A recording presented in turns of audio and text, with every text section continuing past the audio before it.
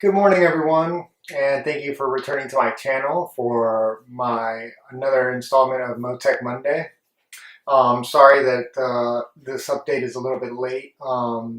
My puppy unfortunately was very sick last weekend, and we had to take her to the vet on Monday, and she's doing much better now, but again, it just kind of threw things off this week. And I guess dirt was released on Wednesday, so I guess everybody's probably been too busy waiting for that. In any case, let's continue on with the series, and today we're going to be looking at tires. So tire analysis with iRacing is quite tricky, unfortunately, because for the biggest reason, we're always making updates and certain things keep on changing. In real life, a lot of things change too whenever the compounds themselves or construction or brand changes, and teams have to go testing and stuff. So it's not too different from real life, but we just have a little bit less information to play with because we can't really necessarily line up everything that we get with real life data. So it's hard to make those comparisons and know that you're at least in real life, there's more information that you can rely on. So let's go ahead and see what I made. As you know, my philosophy when it comes to data analysis is to try to keep things as clean as possible. So I try not to clutter things up too much. Here we have this worksheet. It may still look a little bit cluttered, but I'll go through everything that I have and what's important and what's not. This is just to be able to see the long run. This is an outing. This is outing time over distance graph. And this is going to let me see whether or not the tires have come up to pressure and are now in steady state pressure. As you can see, they're not. This is a 5-lap run, and they have not come up to pressure yet. This is the track temperature and air temperature, which I pretty much have displaying on almost every worksheet, so that you can, if you do any comparisons between two different runs, and you have dynamic weather on or whatever, you can compare to see if the track got hotter or cooler. This is my car setup, so I can keep an eye on what the changes were. Here I have my pressures for the tires, and here it's double listed. This is the cold pressure, but I have it as a comparison.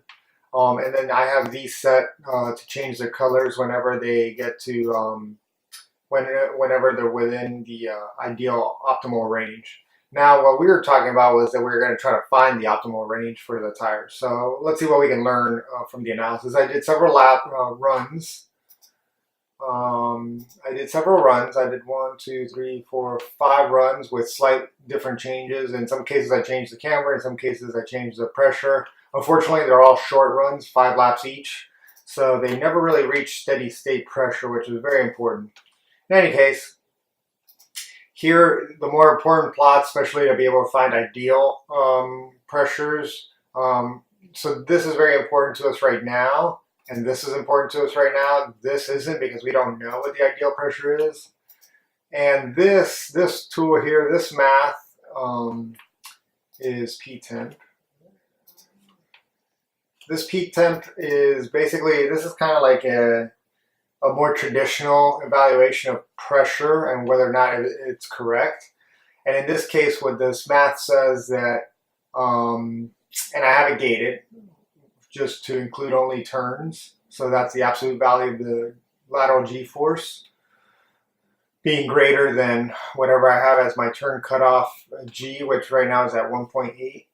And what this says is that the tire temperature of the center is subtracted from the average of the inside and the outside. So whatever the inside-outside temperature is, you subtract it from the center, and then you may end up getting 0 or a positive number or a negative number. And perhaps we should change the gating, but if it's 0, that means that the pressure is correct. And basically, if it's higher than that, then that tells us that that the pressure is too high, and if it's below 0 and it's a negative number, that means that the pressure is too low. Does that really work for iRacing? Doesn't seem to really follow so well.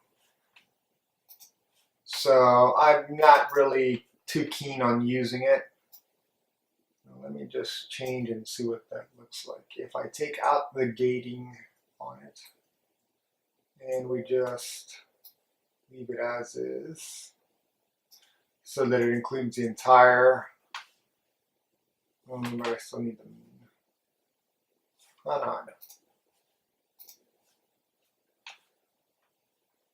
Right, so then it shows me as negative 1.3, so it shows under pressure.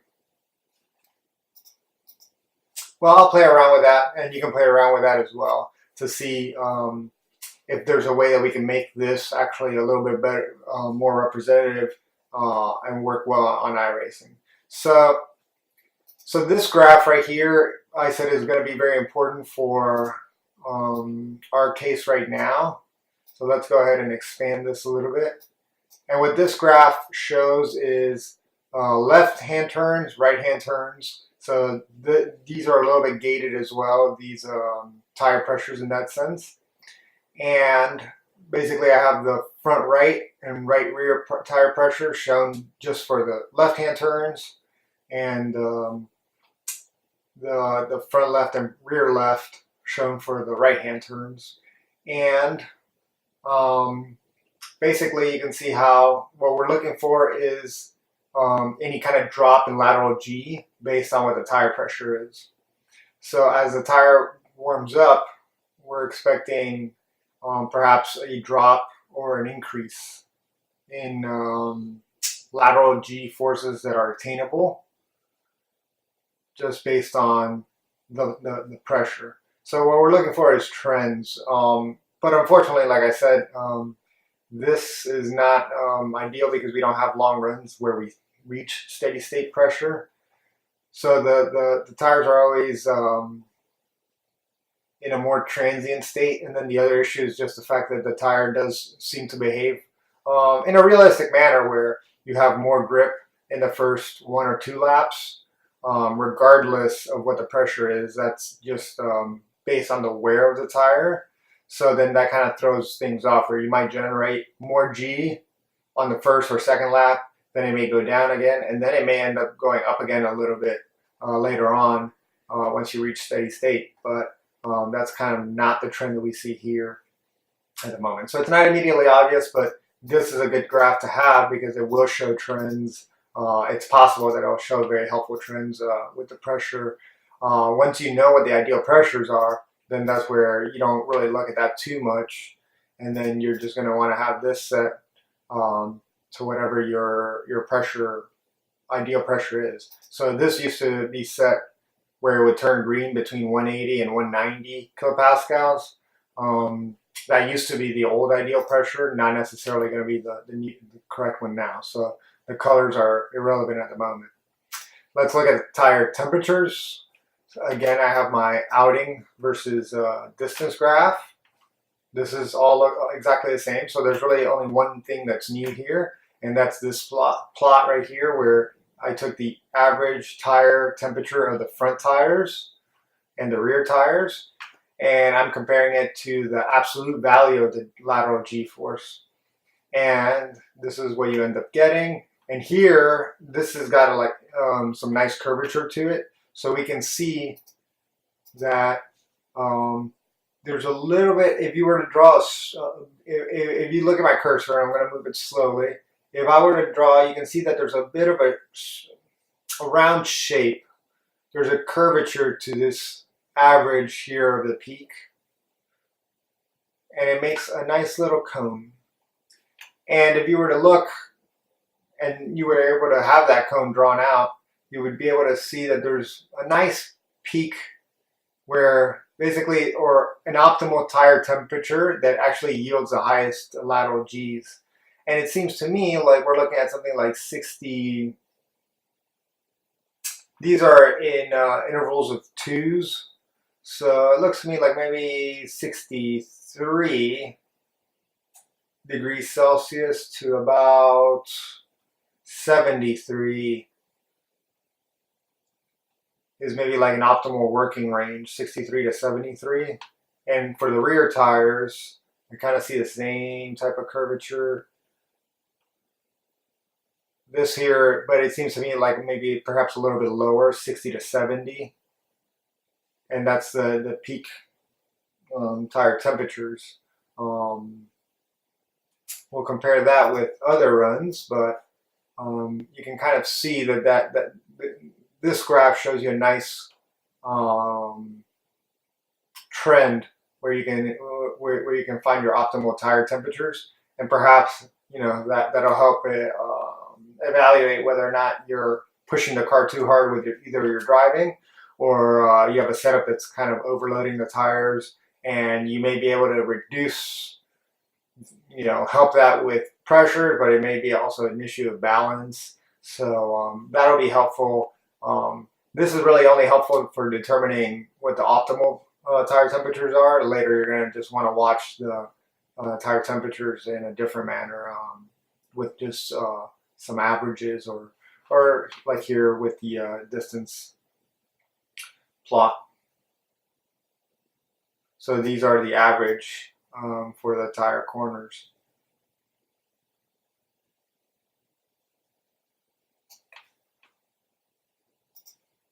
So then next I made this worksheet, which is called grip factors. And the grip factors, I mean, there's just, I guess there's many ways that you could name this or, what to call this. But basically what it is there was a better way of calculating it, but it'll end up just being exactly the same, where this is a function of the grip that this is a function of the acceleration that you're able to achieve. So that's down to the car and down to the driver.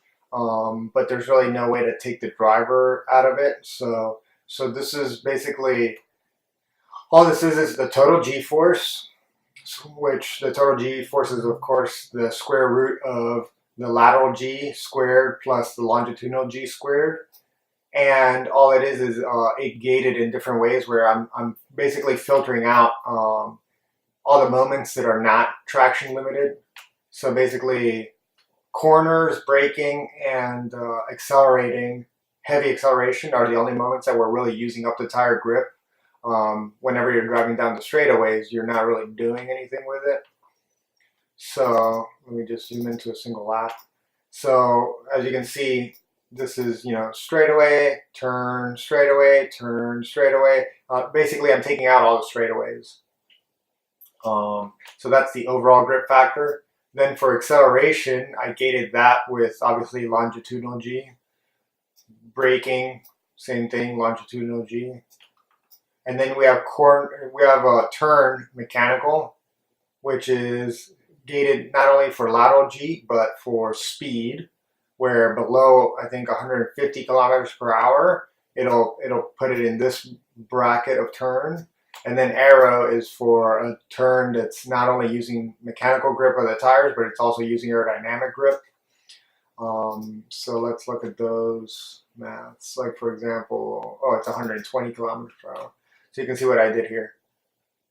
So it's choose absolute value, G lat greater than 1, and ground speed greater than 120. Show me G total smooth, otherwise invalid. So the same thing was for all these, less than 120. And let's see, the braking, G force long, less than -1. Show me G total smooth, invalid.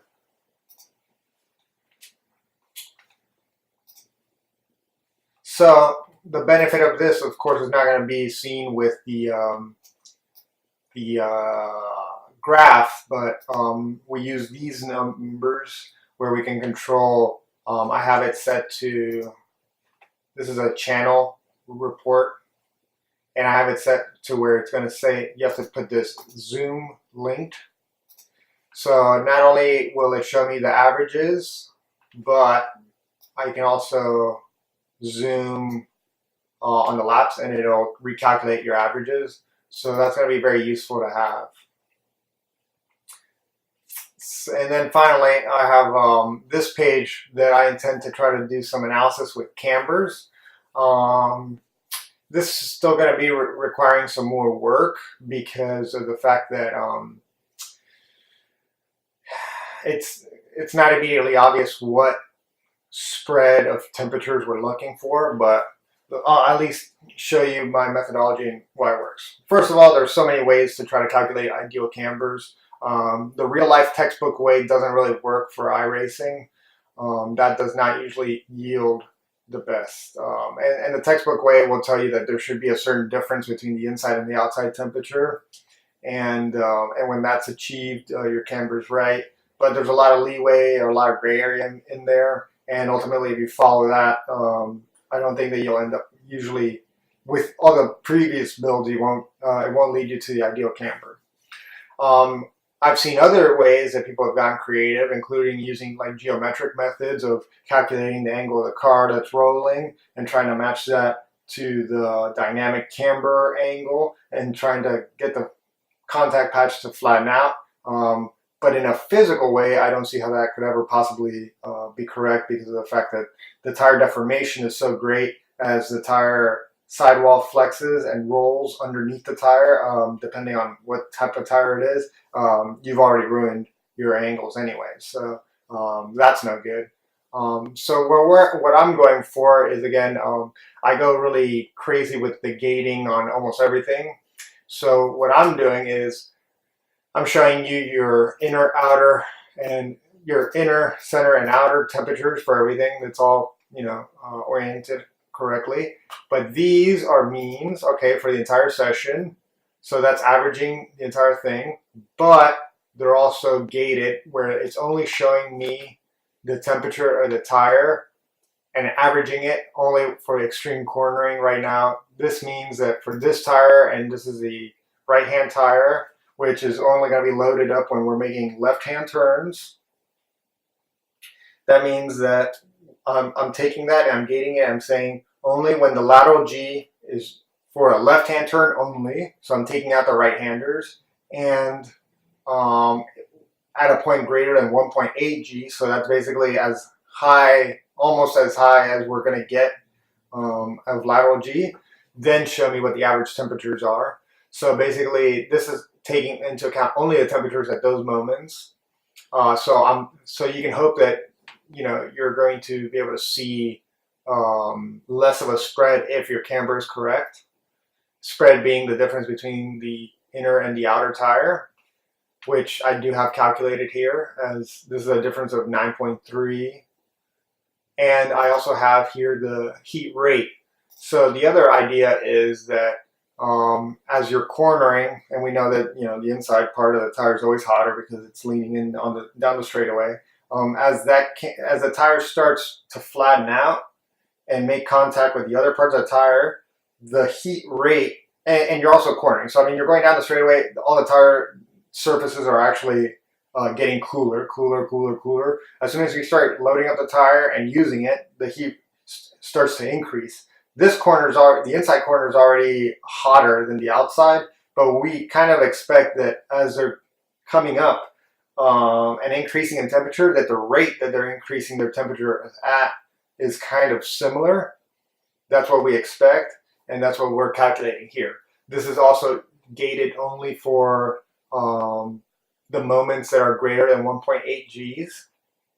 So we're cornering very hard here. And then we can see how the tire is heating up and whether or not it's in contact. And then the only issue with this is that this is kind of new, and I don't know. I can't tell you what the correct spread should be here, because as you can see, generally we always see that the outside is hotter or has a higher heat rate than the inside, except for in this corner on the left front, which at mid-Ohio is the one that we use the most.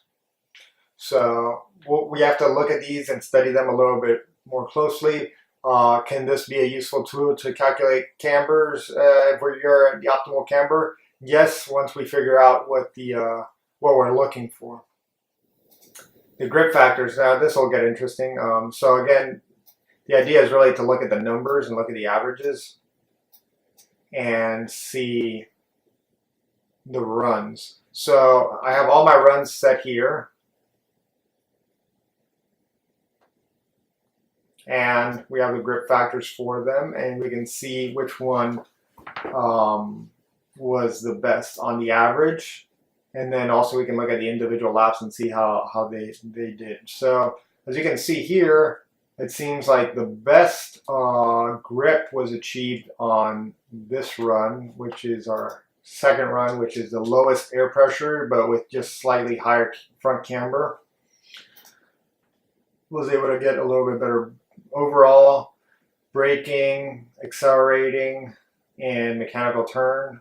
G, the aero turn is still about the same. And then the worst seems to be the red is bad. And that one is our fifth run, which was the highest pressure and also increased cambers front and rear. So the pressure on the front, so let's see, left front pressure 165 kilopascals cold was for that run. And then I had also increased the pressure to the camber to 3.3 on the front, and rear left to 2, from 1.5 to 2 degrees on the rear. So that actually ended up giving us the worst grip under braking. It's actually about the same, just a little bit less under acceleration and a little bit less under mechanical turn. The overall and the braking grip factors were the same, they're equal from the run before it, which I believe had the same pressure. Yeah, this lap had the same pressure as this one. Just the difference was a change in camber. So that's for the overall, like across the 5 laps. Now, if you're wondering who gave us the best first lap, so now we can just look at individual laps. And best first lap was achieved for the most part. Let's see. I guess we should look at the overall, but the 144. And we know that the best lap was actually on this run. 22.5. That was the best lap time, and then this was also, it had the highest overall grip factor. Not the highest brake, but I mean braking, but that's just more of a driver thing, perhaps. Let's see now, the second lap. The second lap was still achieved by the same one. No, I have to actually manually change those.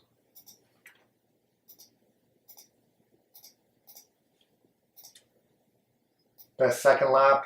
Now it starts swinging to the lower pressure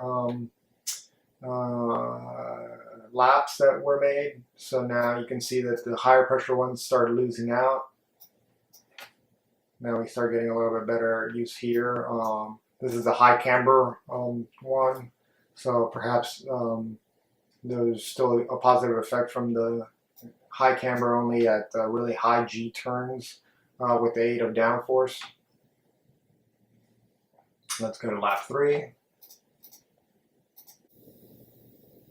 And now, like on lap 5, now there's really not too much of a clear distinction of which setup is optimal or which one is really doing its best. So maybe, obviously, more laps are required. 5 laps is a little bit too hard to see too many trends, but you can see how this works. So you can use it and do lap by lap analysis to see where you're achieving your highest grip. So a little bit more work is required, but